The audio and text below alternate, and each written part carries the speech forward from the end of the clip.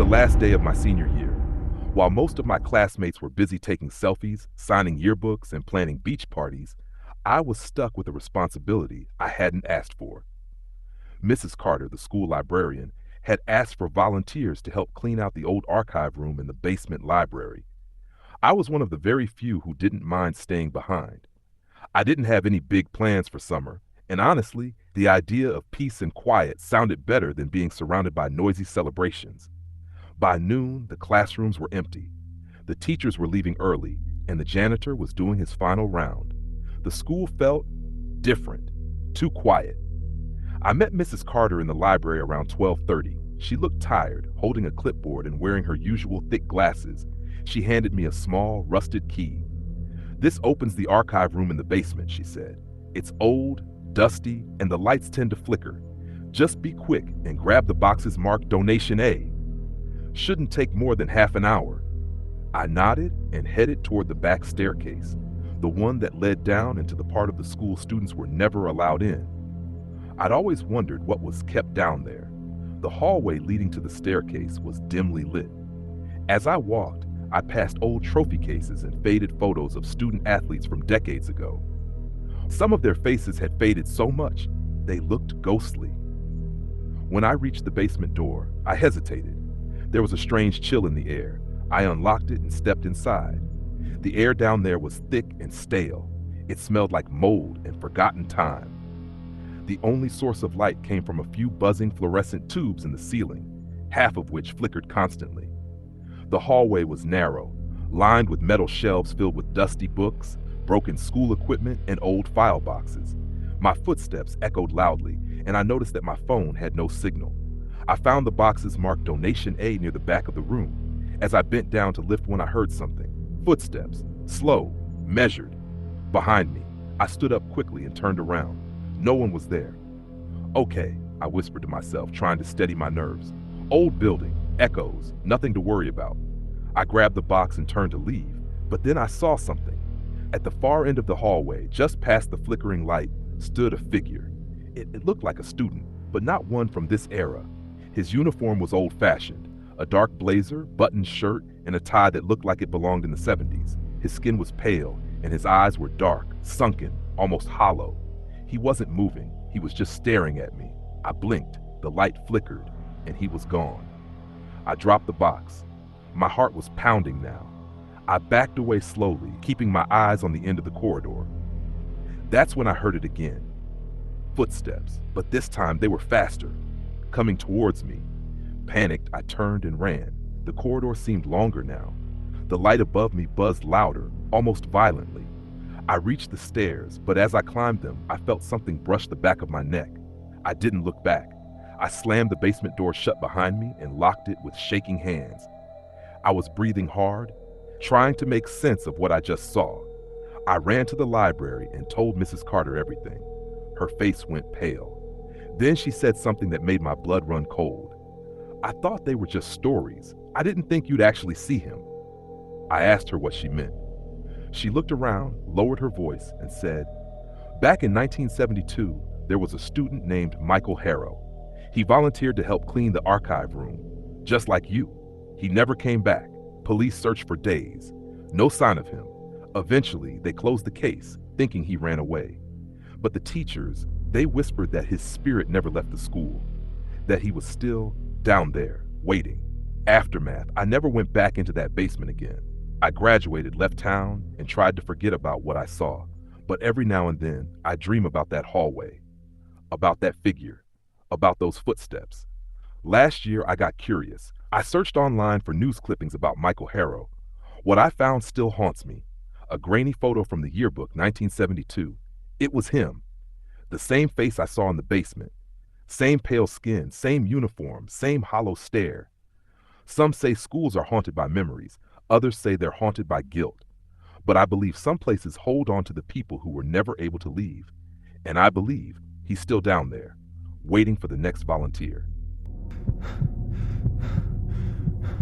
It was the last day of high school, and the halls felt quieter than usual. Final exams had ended early that morning, and most students had already left for summer break. The only sounds were the distant hum of vending machines and the occasional thump of a locker being slammed shut by someone cleaning out their things. I had offered to help Mrs. Carter, the librarian, pack up the archives in the back room of the school library. She was retiring after 34 years, and the room hadn't been touched since the early 2000s. "Just toss anything older than you," she had joked. I laughed, but as soon as she handed me the old brass key and pointed me toward the back hallway, her smile faded. "Be careful back there. That place holds memories, and not all of them are good ones." I assumed she was just being nostalgic. The library was already mostly empty. Books pulled from shelves, boxes stacked high, sunlight filtering through the dusty blinds. The back hallway leading to the archive room was colder than the rest of the school. It was narrow and lined with old framed photos of former students and teachers. The eyes in the portraits seemed to follow me. When I reached the archive room, I noticed the door had scratch marks near the handle, like someone had clawed at it. Odd. I unlocked it with a heavy click and stepped inside. The air was thick and musty. My phone immediately lost signal. The single bulb on the ceiling flickered above like it hadn't been replaced in years. I stepped in and took a look around.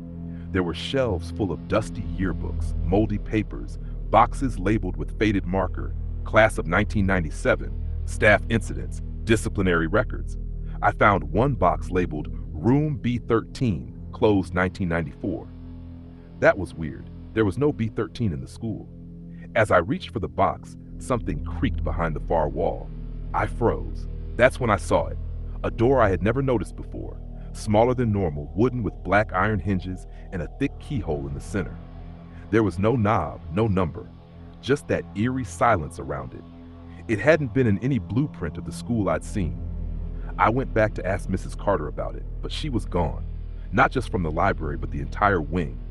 Every hallway was empty. The office lights were off. No sound of janitors or students. I was alone, and when I returned to the archive room, the door was open, slightly, enough to see stairs descending into darkness. I told myself not to go, but I stepped forward anyway. The descent. The stairs creaked beneath my feet. The deeper I went, the colder it became. The air smelled like damp earth and rusted pipes. Dim red lights flickered every few feet like malfunctioning emergency lighting.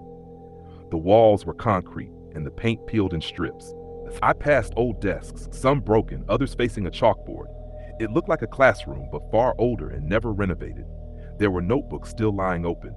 One had scribbles inside, over and over. "He never left. He's still here. He's still here. He's still here." My heart pounded.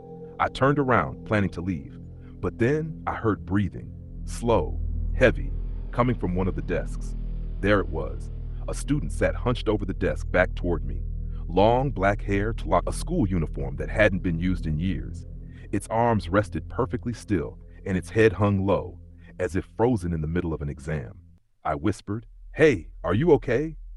The figure slowly rose to its feet and turned. It had no face, just a smooth, pale void where eyes, nose, and mouth should have been. I stumbled backward, knocking over a chair. That's when it screamed, not with a mouth, but with a sound that came from everywhere, like metal scraping metal and glass shattering all at once. I ran, up the stairs, through the door, slamming it shut. But when I got out, the school had changed. Then something was wrong. The hallway I stepped into was darker, older. Lockers were rusted, floor tiles cracked, windows blacked out. The familiar school bell echoed, but slower, distorted as if played on a broken tape. Then I saw the carvings, symbols etched into the walls, names, some I recognized, and swapped. Some were of students who had died over the years. One was my own. That's when I heard footsteps behind me, slow, precise, getting closer. I turned corners, ran through empty halls, but no matter which door I opened, I was still inside the school. The exit signs led nowhere. Every hallway returned me to that same cursed floor with the door I had come from. And the footsteps kept getting louder. I tried hiding in the gym. For a few moments, I heard nothing, just silence. Then, from the rafters, I heard it whisper, "The final bell hasn't rung for you yet." A hand touched my shoulder from behind. I don't remember how I got out. I woke up on the grass outside, my backpack beside me. The school looked normal again. People were walking around, birds chirped. A teacher asked if I was okay, but I couldn't speak.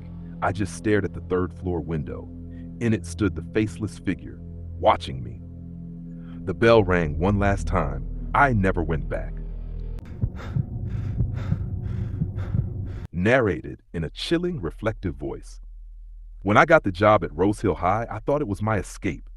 I had left the city, burned out from years of teaching inner city teens, death threats, underfunded schools, and the trauma of watching one of my students die in front of me. It left a mark I couldn't wash away. So I came to Rose Hill, a small town, quiet, neat lawns, PTA moms with lemonade stands, a school building that smelled like books and fresh paint. On my first day, the principal, Mr. Harris, walked me through the halls. He was polite, but distant, like everyone else in the town, like they were all keeping a secret. When we passed the third floor corridor, he stopped mid-sentence and turned sharply. "Never open room 313, he said without looking at me. "No matter what happens, that room stays locked." He didn't explain, and I didn't ask.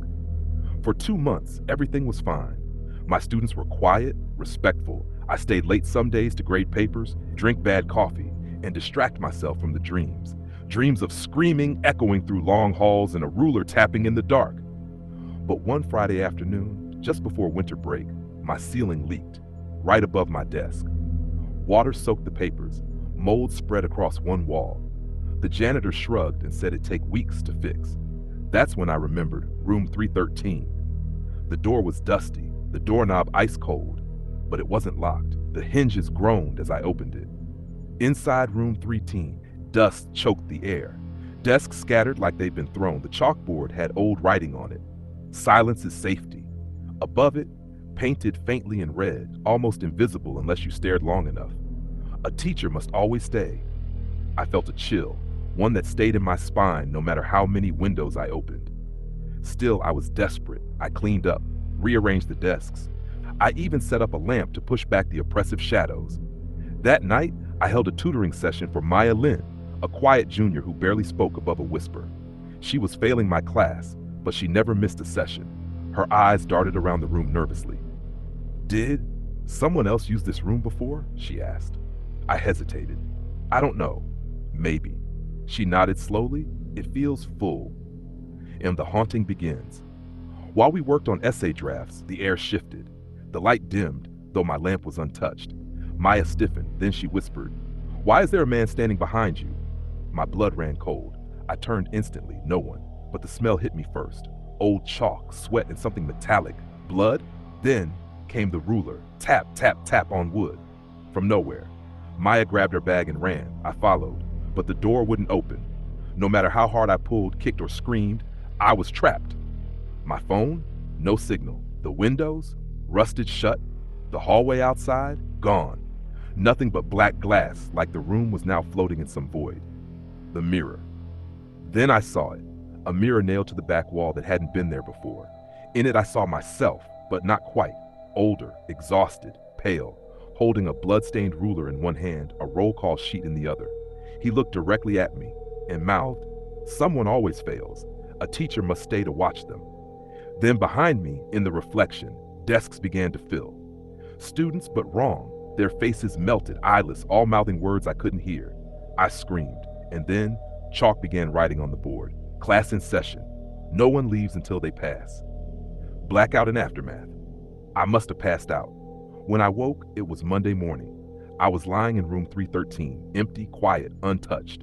The door was wide open. My bag was still there. My lesson plans, untouched. I walked into the hallway in a daze. The principal looked shocked. "We thought you quit," he said. "You've been gone for 3 days." I asked about Maya. They said she never came home. She was still missing. I requested a transfer the same day. But even at my new school in a different town, things haven't changed. The curse never left. In quiet moments, I hear chalk scratching on its own. My roll call sheet changes, new names added. And sometimes late at night, I see room 313 at the end of the hallway, even though it's not supposed to exist. And sometimes I wake up inside it. Some students fail and move on, but if a teacher fails to protect them, the room keeps him forever.